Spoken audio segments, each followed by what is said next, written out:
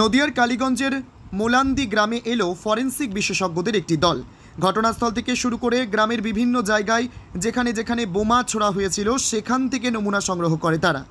একই সাথে বোমা মারার ঘটনায় নতুন করে গ্রেপ্তার হলো আরও একজন। শরীফুল শেখ নামে আরও একজনকে গ্রেপ্তার করে কালীগঞ্জ থানার পুলিশ। আজ ধৃতকে কৃষ্ণনগর জেলা আদালতে তোলা হলে বিচারক 7 দিনের পুলিশি হেফাজতের নির্দেশ দেয়। এখনও পর্যন্ত বাকি অভিযুক্তদের খোঁজে তল্লাশি শুরু করেছে পুলিশ।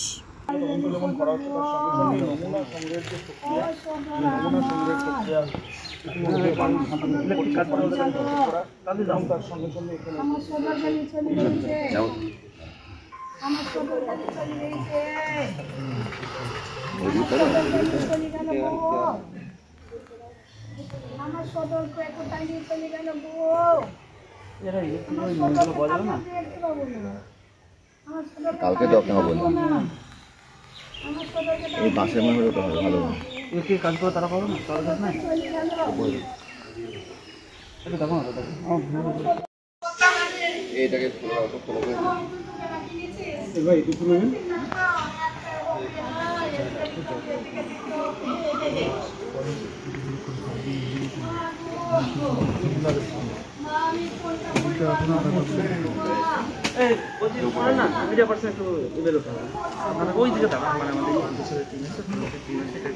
ভিডিওগ্রাফি করলে হবে না। এটা ভালো। কোনটা ভিডিওগ্রাফি করলে হবে? কি কারণে? আমরা দূর থেকে রয়েছি না ওই ছোট কি সমস্যা? এটা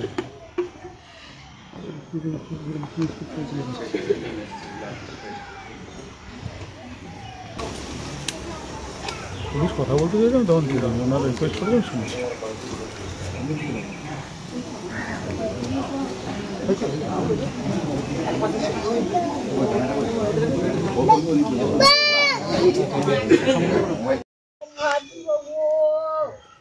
আমি ওখানে একবার আসছি, আমার মায়ের ছোঁয়া বাবা গো, ওখানে আমার মায়ের গাটা লেগে আছে গো। ওইখানে আমার মায়ের মাথা ছিল, আমার মায়ের শরীরটা ওইখানে পড়েছিল গো। ও মায়া আমার মা গো, ও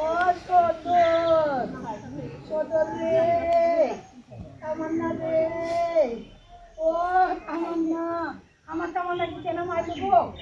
আমার তামান্নাকে কেন ওরা বাঁচতে দিল না? ওরা দেখলো আমি আর আমার তামান্না এখানে আছে, তবু কেন মেরে দিল গো?